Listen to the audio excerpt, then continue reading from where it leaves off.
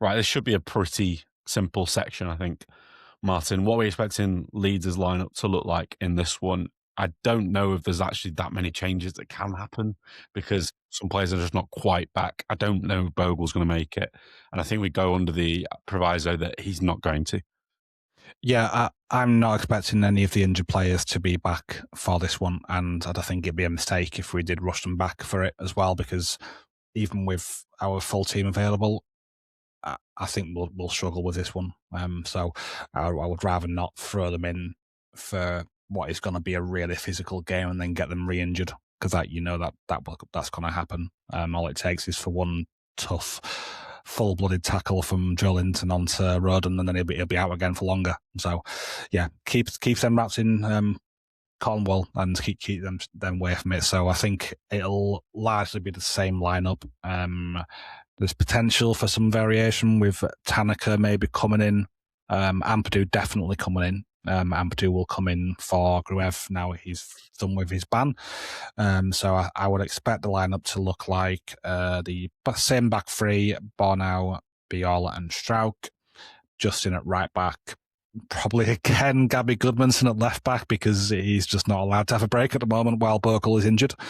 And then midfield will be Ampadu, Stack, and it's probably, based on how well he's been doing recently, probably Brendan Aronson again as one of the other eights in there, or whatever he looks like in possession. Really, he sort of floats around everywhere, doesn't he? And then I think I'm going to say it's going to be Calvert-Lewin and Mitchell in this one. I think he's going to go back to that. I think he's sort of alternate between Okafor and Calvert-Lewin, and I think he'll probably prefer more physicality in this one and to get Mitchell in for this one and go back to the proper 3-5-2 rather than more of the 4-3 kind of thing that we've been doing at times, because Okafor's been playing more as a winger than as a striker in these games that we've had where he has been playing alongside Calvert-Lewin. But yeah, and that's largely what I think it would be. You're predicting two changes, just Ampadu and Mecha. I think potentially Tanaka in instead of Aronson, but I can't see it. I think Aronson's playing well and they'll continue playing him. I'm not just saying this to make this pod shorter, but I think I completely agree with you. I think those will be the only two. I think he would have done more. I think Goodmanson might have got a rest in one of these games. I don't know which one, because he's played loads. Stack's played loads, and I think he might have thought about Tanaka, and then Aronson scored. I don't think he'll change it. I think he'll keep him in for that reason. So I think you're right. If we're wrong, I think it would be Tanaka for Aronson. I think everything else would be the same. There's no way Stack will come out because he's the only midfielder that will definitely compete with them physically. And I really do hope that Longstaff is on the bench, because he did say like he wasn't quite ready for a appearance or whatever against Man United. But I hope that here he might get 20 minutes. It'd be a nice one for him as well. Yeah. So then, based on that mind, which players will cause the most problems, I guess? I'll quickly go with the strikers and what you were saying. I think Cher is the worst of Newcastle centre-backs aerially. Obviously, he's the smallest. And so maybe having Calvert-Lewin and Metcha means you might get a bit more joy there with both of them. We're having to go direct over there. Pretty aggressive, intense press. So that maybe can cause some problems for them, despite the fact that Chow is brilliant. And then I just don't see us being able to win the midfield battle enough, but hopefully we can make it scrappy enough that, like you said, like the home game, it is just a lot of turnovers in that area, and it is kind of us just matching each other up in that sense. I just don't know if I can see it with the options that we have. That's the problem that I'm thinking about at the moment. And then if it's Voltemada and somehow they're having to go more direct to him, I do think that Beal can have some joy there, because I do think he's a couple of shorter. He will be more up for challenging for those 50-50 balls in the air than Voltemada if it becomes like that. So there's a few areas I think we can get some joy out of them, but not as many. Like I said, I just think this is a horrible matchup for us. So not as many as I would like. Is there anything else you'd add? I'd probably say, although he's played a lot, I think Goodmanson has. He's carrying. Yeah, I think he can hurt them. I think if we can get him going into some space, I think it'll be a good matchup between him and Barnes. I think he's probably got the legs on him. I know Barnes is pretty nippy, but I love Gabby's ball carrying and how quick he can just look at times, and he makes players who should on paper be faster than him just not. And just with the way he just quickly bursts past them and leaves them behind, it's just got such explosiveness in the way he carries. So I'm looking at Goodmanson as being a good way for us to progress the ball. I'm looking at Calvert-Lewin, even if he will struggle against Tau, I think he will do well against Cher. So if we can try to make that the matchup more that we go for, then that'd be nice. And then in terms of players who could well struggle in this one, I'm looking at Lucas Perry and his problems with distribution in this one, because I won't be shy of having players rushing him down and forcing him onto his weaker foot, I'm imagining as well. So that could mean getting the ball to Calvert-Lewin could be more of an issue if the distribution side from the goalkeeper is hindered.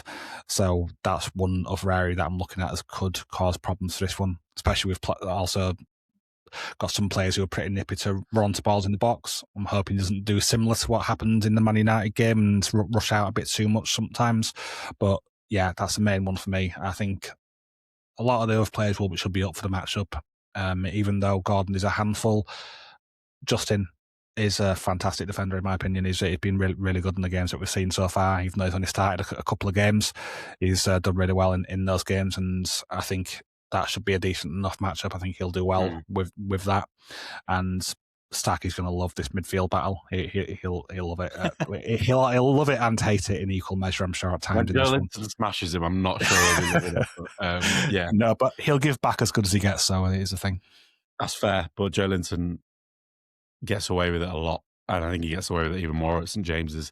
And I hope Newcastle fans don't mind me saying that, but I do think it is the case. I think there's a bit more leeway there. One thing I will say, just to pick on one thing you said about Perry, I am also a bit concerned by him, but probably more in terms of like Gordon aggressively pressing him more than Voltemada. One of the other things that I've seen Voltemada get labelled as is lazy, which I hate when football fans do that about footballers, but they do it a lot. I don't think many footballers are lazy. There are a few, obviously, but I think most aren't. Inherently, that's where I like to think. But he is more languid, Voltemada. He doesn't. I don't think it's possible to play a lot of games in the Eddie Howe system and be lazy. I don't think it's possible. No, that's what I'm saying. I don't think he might look a bit languid, but I don't think that's the same as Bamford had this a bit. He wasn't lazy at all, but like his running style was a bit interesting. Voltemada doesn't always look like he's putting in top effort, but I don't think that's the case. It's just the way he runs, the way he like carries himself is a bit different, in my opinion. So, yeah, he's not the best presser though in the world, I wouldn't say. But yeah, there's other pressers in their midfield and attack that are far better. Their fullbacks as well, really intense. Hall, now that he's up to speed, like I said, been brilliant, just been absolutely outstanding. Like clearly should be in the reckoning for England this summer as a left back option because he's been that good. Getting set piece assists as well. I love him. He's a fantastic, fantastic player. I love him so much. But yeah, I think I agree. I'm not going to add anything else to what you said about who might struggle. I think the midfield as a whole might struggle no matter who he picks. If it is Tanaka, Aronson, or Gruev as the third one, and it's with Ampadu and Stack, who we all know will start those two, they might get absolutely munched by the others because people will again say that Tonali's not the tallest at 5'11" and Bruno not the tallest at 6 foot, but they're just so intense out of possession. They're so physical. They run for days. They really make the game difficult for you, and they make you know that they're there. So I just hate that. And when they're at St James's especially, that's the case. So yeah.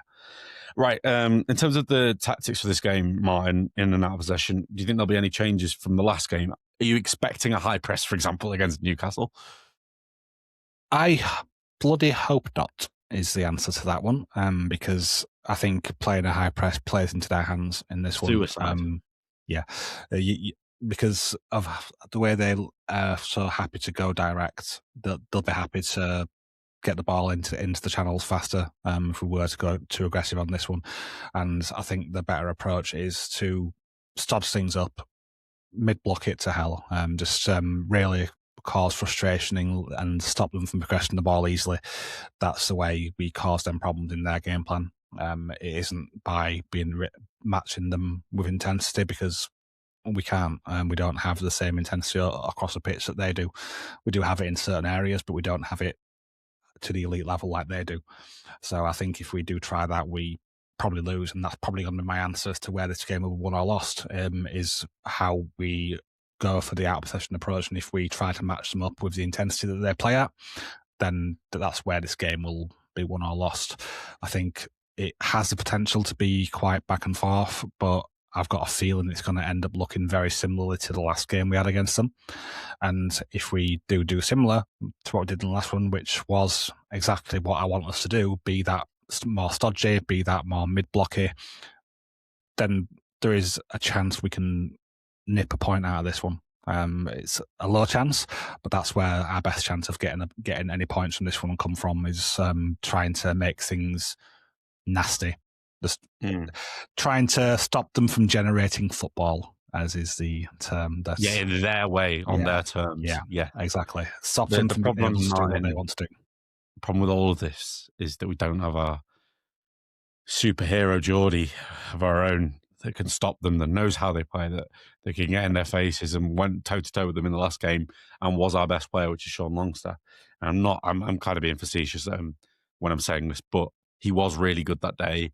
He will understand what they're about, and it is a shame that he's not fit for this one. Not quite. If it was just 1 week later, he probably would be, but I don't think he'll start him, even though he's getting back to fitness. I think it'll just be him come on as a sub. But if, like you say, we can keep hold of the game at a point for as long as possible, and that might actually be a really, really good sub to end the game as well. The thing that I think might look a bit different to in possession from a couple of recent games is I think we will be going more direct here. I think we'll be forced to by their style of play.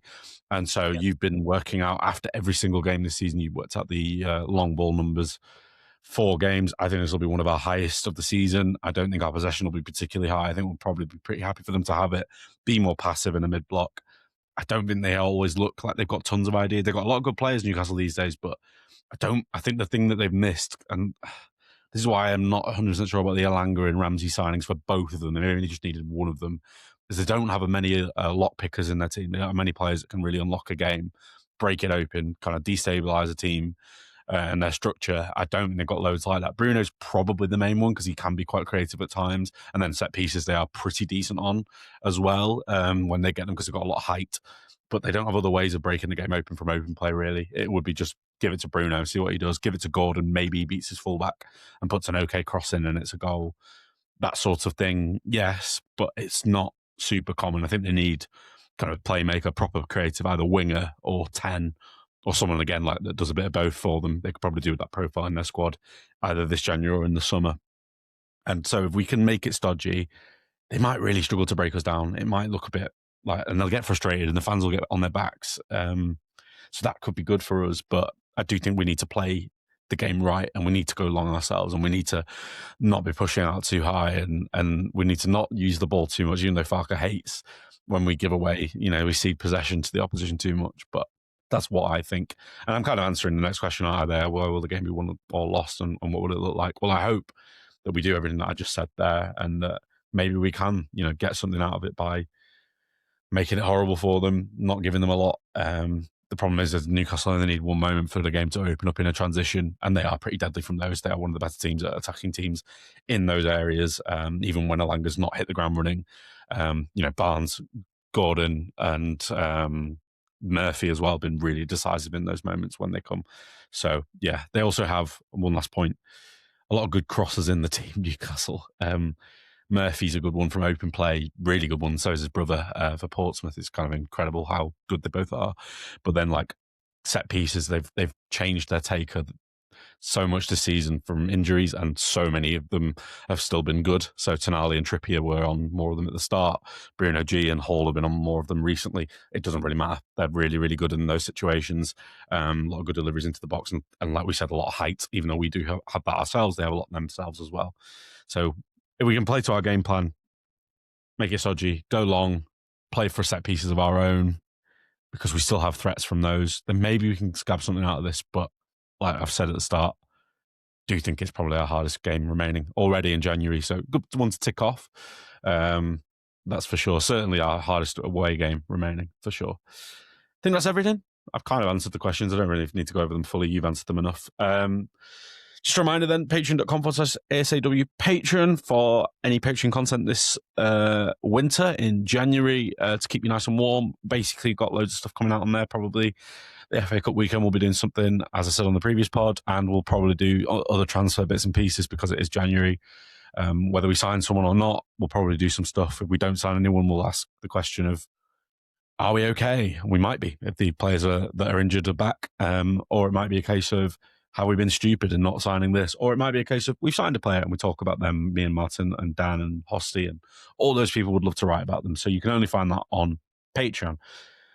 And yeah, please leave a like on YouTube if you're watching. Leave a nice comment if you're a Newcastle fan. I've said quite a lot of nice things, even if I've said the odd criticism here and there about you away from home and in some games and your intensity and whatnot. Just be nice, I don't mind Newcastle, or at least I didn't before you became rich, and then you were a little bit more irritating for a few reasons. But yeah, leave a nice review as well on Spotify and all that. But all's left for me to say, that's everything, Martin. You don't have anything else to add?